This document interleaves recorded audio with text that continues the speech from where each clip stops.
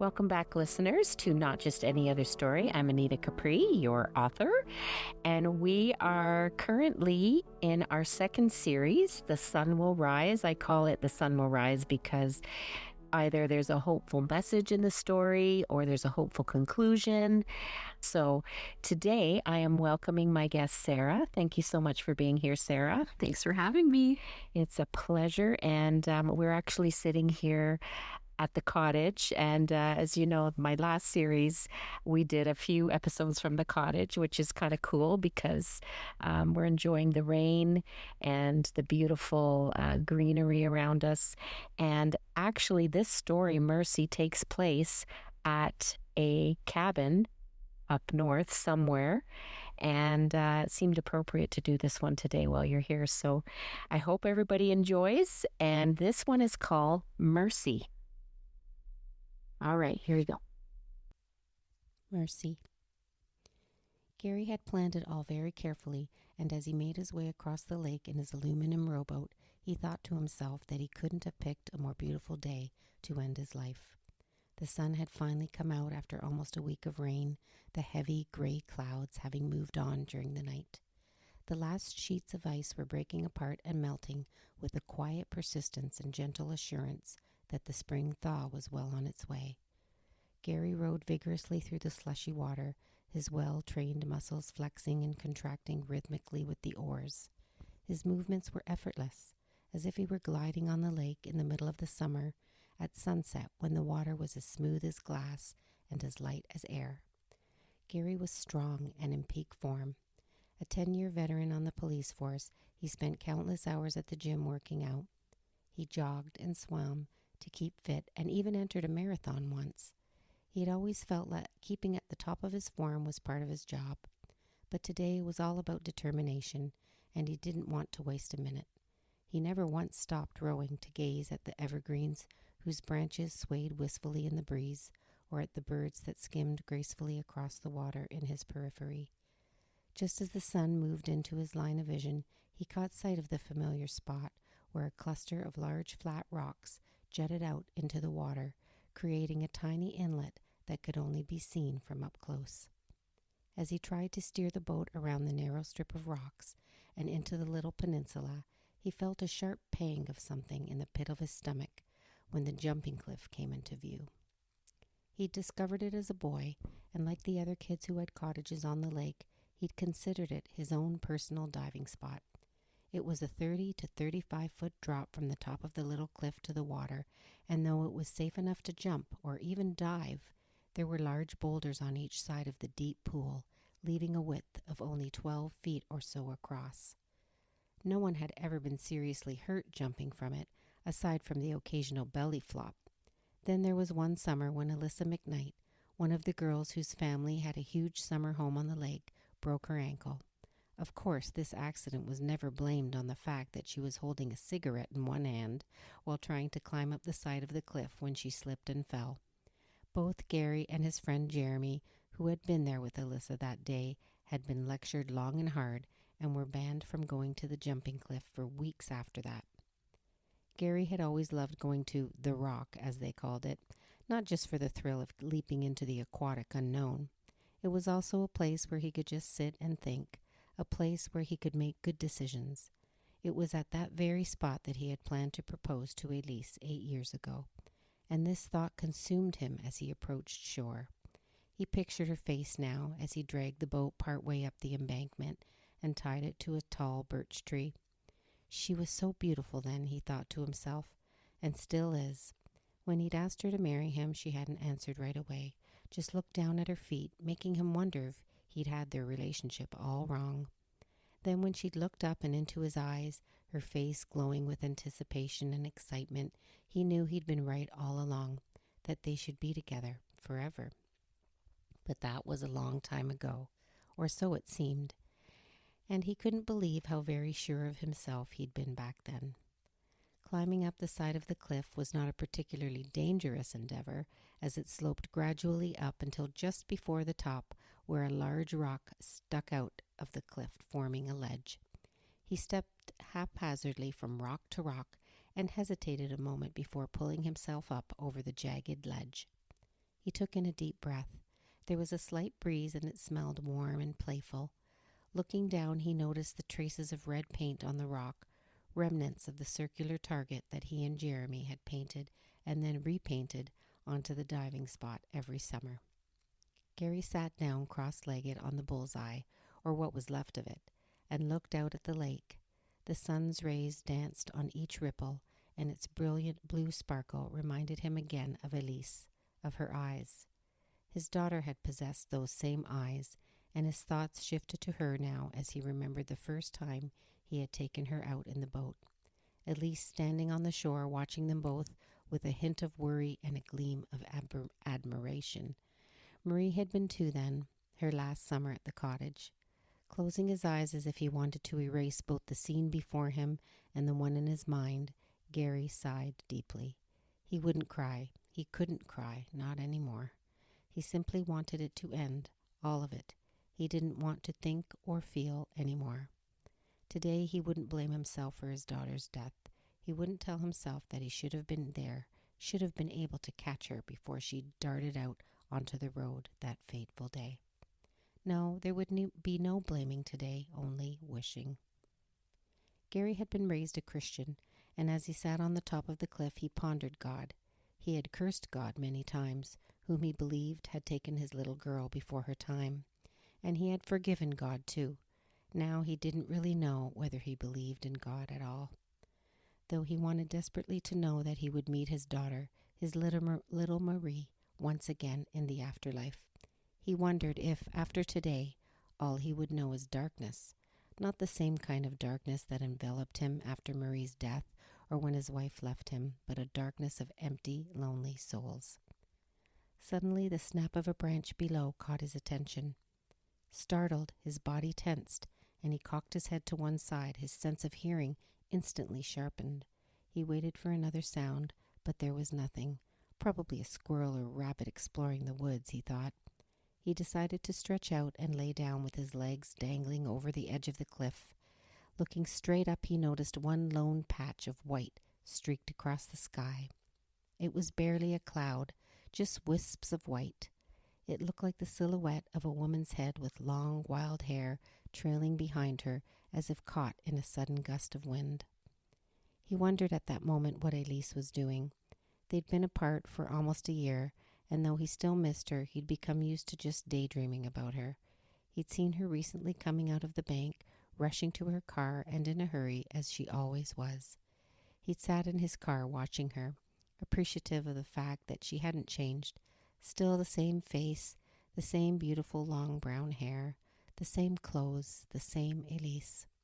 He liked to think of her when she was mad, just as much as when she wasn't. How many times had she been furious with him for coming home late, sometimes hours after his shift? Then she would apologize and smother him with kisses after he'd explained that he'd gone to the coffee shop to decompress following some gruesome accident scene or worse. Gary never liked to go home right away on those nights. He didn't want to bring it home with him. In his early years on the force, this was his way of separating work from his family life. He'd almost fallen asleep thinking of the two loves of his life, his wife and his daughter, when he was jerked out of his reverie by a loud splash below. Sitting up, he looked around and then over the cliff's edge, and he could see a small animal in the water, just beside one of the boulders to the left. He couldn't quite make it out at first as he watched the little body trying to scramble up onto the slippery rock. It was then that he realized it was a small cat, not as small as a kitten, but not quite fully grown. It was treading water and pawing desperately at the edge of the mossy wet rocks, unable to free itself from the water's icy grip. It took a moment for Gary to spring into action, but when he did, it was like a lightning bolt. He jumped from the top of the cliff onto the rocks at the side and practically slid down the rest of the way, his heart pounding as he listened to the cat's futile attempts to save itself. And I'm going to stop there because Sara is now going to read the conclusion of the story. So did you want to talk about it first, or do you want to just find out what happens? Well, I want to find out what happens. Okay. So we're going to switch. Okay. So, are you comfortable there? Yeah. Okay.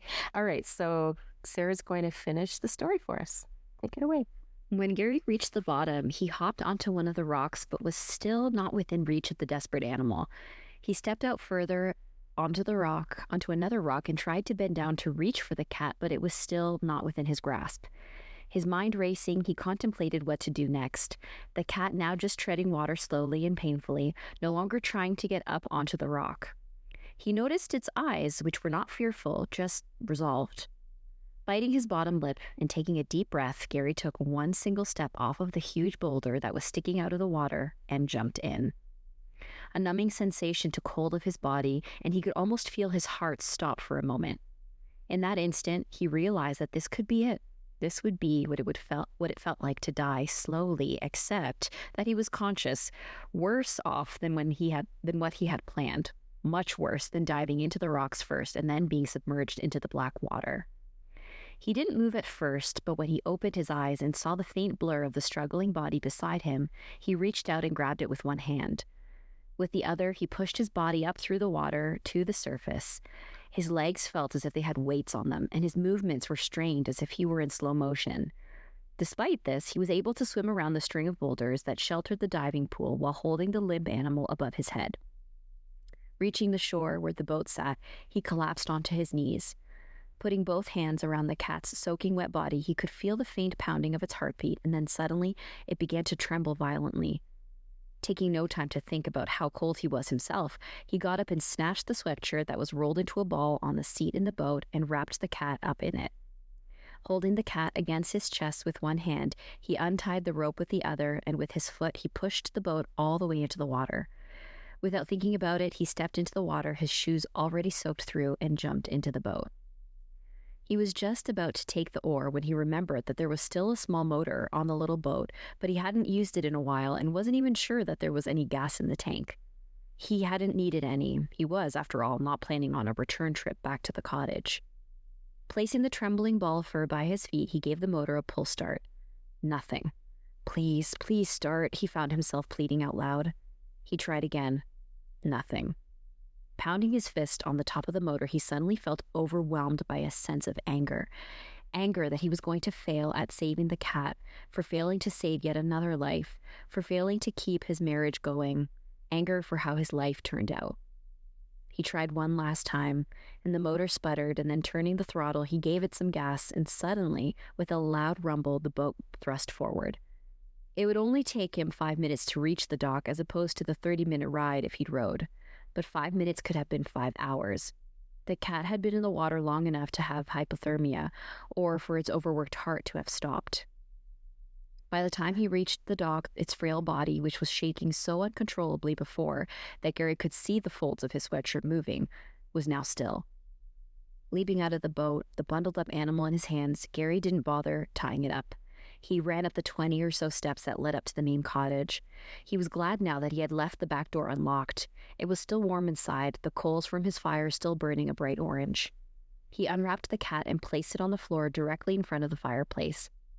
Sitting on his knees, he leaned in and felt for its heartbeat, but couldn't tell if there was one because his own was pounding so loudly in his ears. Its eyes were half closed and its mouth slightly open. Though Gary was not particularly fond of cats, he feared with an ache in his heart that he had not been able to save it in time. Taking the cat in his hands, he cradled it and then realized that his t-shirt was soaked, so he quickly took it off and then took off his sweatpants. Then he picked up the little body again and held it against his bare chest. He closed his eyes. Then he began to cry, a most desperate cry, and Gary, who had always embodied strength both in physique and in principles, now sobbed like a child as he hunched over the dying cat, whispering, "No, no, no," in between each sorrowful breath. He lay it down one last time, and heaving a defeated sigh, he stared at the lifeless body before him. He noticed a small patch of fur missing on its back and a deep scratch on the side of its face.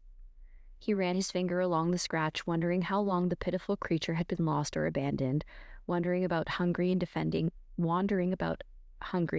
itself in the woods. As he ran his hand across its chest, smoothing its fur, he thought for an instant that he felt something.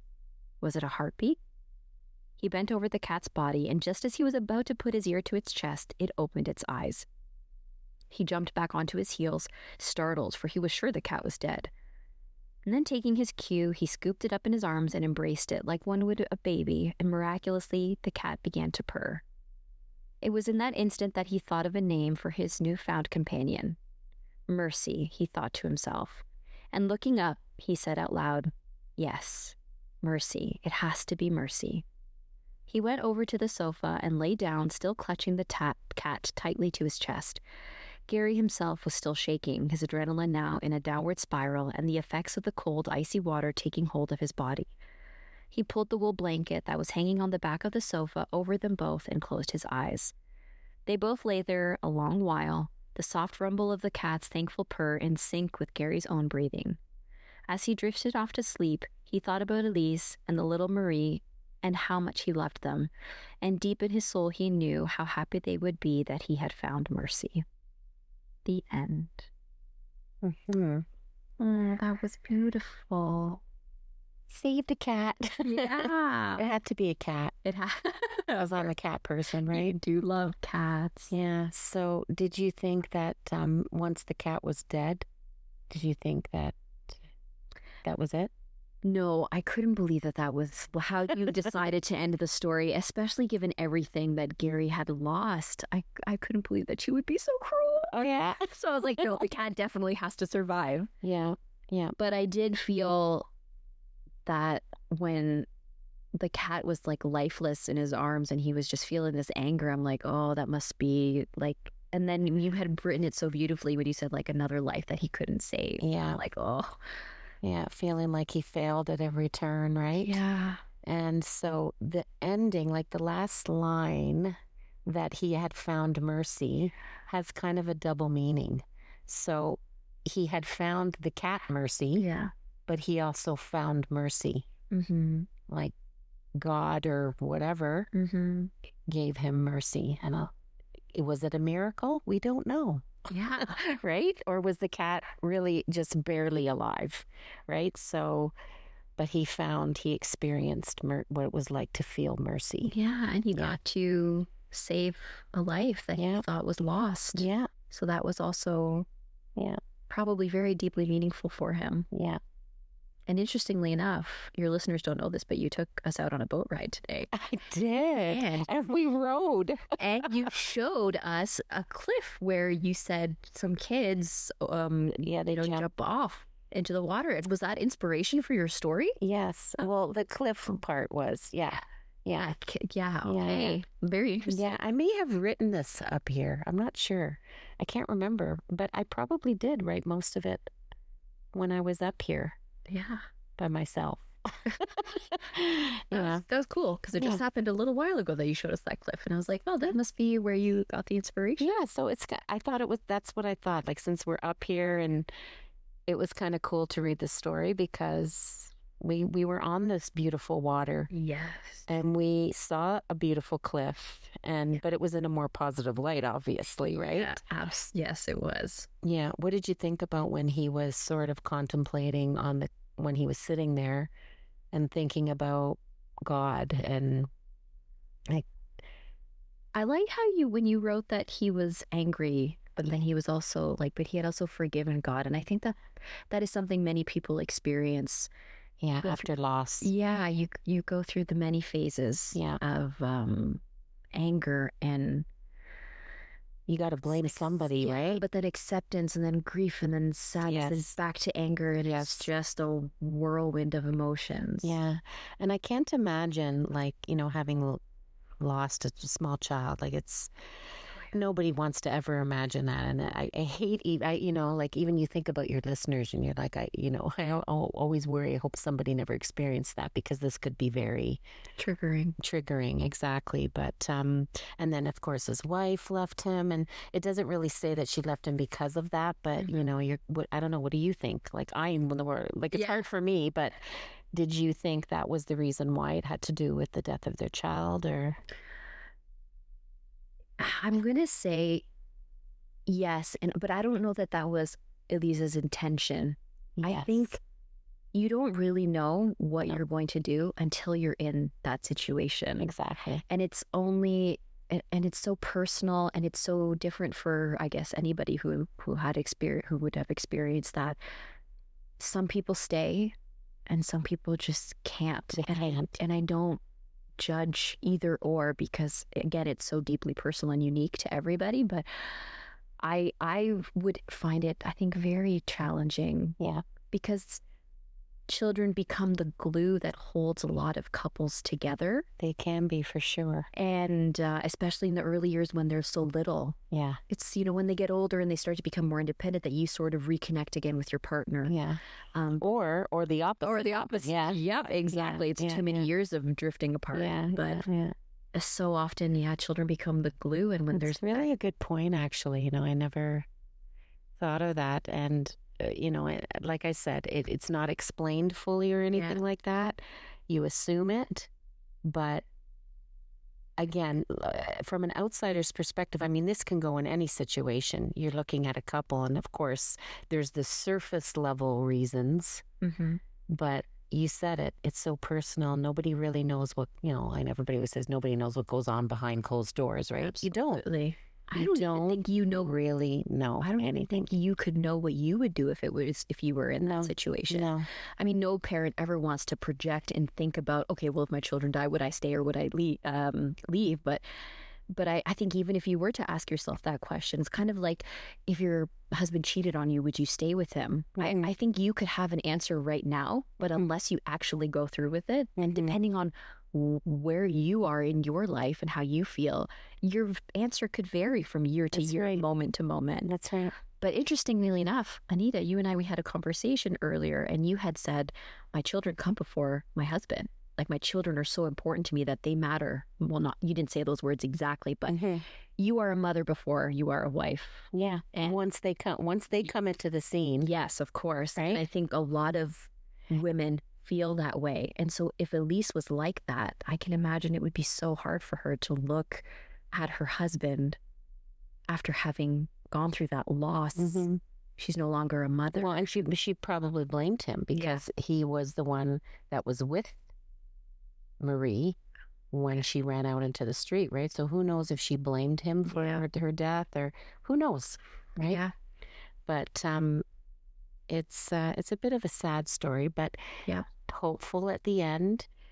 He was there at the right time, at the right moment to save this little thing. And it's only a cat. It's not a human being, but we all value life in different ways, and that's a life. And it was a vulnerable life. It was an absolutely vulnerable life. And and you see all these stories of people who will chase alligators away from their dogs, or jump into icy rivers to save their for sure. People feel very strongly about their animals. I mean, I would probably do the same thing. I would probably do the same thing too. This cat was not his cat. No. And he wasn't, I made a point of saying he wasn't particularly fond of cats. Yeah. But somehow it was almost like he was there. I mean, what are the odds that he's there and he's ready? He's ready to end his life. He just can't live anymore without his daughter and then his wife. And, all of a sudden, is this something that's, is it a coincidence? Is it destiny? Is it divine intervention somehow? So there's a little bit of spirituality within this story, but it's not the kind of spirituality that I don't know. It's a man who's sort of questioning God, and so this almost like a little miracle happens. So it's like, I guess you could read it in many different ways. Yeah. But it could change his perspective for sure. I really like how in the first paragraph, the first sentence, you were like, he couldn't have picked a more beautiful day to end his life. And you started off right away with what he was planning on doing. Yeah. And so your listeners have to hold on to this tidbit of information for the whole short story. Sorry. That's okay. So oh my goodness, is he going to succeed? Is it what's going to happen? Yeah. But that was a beautiful story. Thank you, Sara. Very beautiful. Well, I think we're going to leave it there, and I hope, listeners, you enjoyed that. I hope it gave you a little bit of hope that, when things seem just absolutely at their very end and there's no hope, that sometimes these little miracles can sometimes give us a new purpose, a new perspective on life and on ourselves. So anyway, with that thought, I think we'll say goodbye and join us for the next story. Not sure which one it's, I'm never sure. It's whoever's going to be my guest. I usually try and pick it. And you picked this story for me. You were like, you know what? I really did. I think Mercy would just be really suitable for your personality. Yeah, you know what? Actually, I appreciate it because we do have these conversations, these introspective conversations. So this is an introspective story, so it's perfect for you. Actually, you're right. Okay. Well, then I appreciate it. It was a great story. Thank you so much. Yeah, thanks for having me. It's my pleasure. Can't wait for the next one. The next one will be a murder mystery. No. I don't. I mean, it could be. No, I think the next one's going to be a story called, depending if I can get the right guess, Okay. is called The Mechanic. Oh. It's kind of a bit of, you know what? It's a little bit of a murder mystery. I just remembered that because I don't really consider it a murder mystery, but there's something. Yes, that's all I'm going to say. Okay. You'll have to tune in. There you go. I'm going to have to tune in too. Going to be the guest speaker for this one. If you're here, for sure. I was going to ask a person who's actually a mechanic, but that's fair. It's because they can have a bit of a perspective, but you can if you want. I know nothing about cars. My light went on and saying I need to be on maintenance, and I'm like, I just took you to Mr. Lube. What is happening? So I'm probably not the right person. I will interject in the story with my own 2 cents. Oh, hey, listen, anybody that wants to listen and comment, I'm open. So anyway, thanks so much. Thank you, listeners, and tune in next time to Not Just Any Other Story. Take care.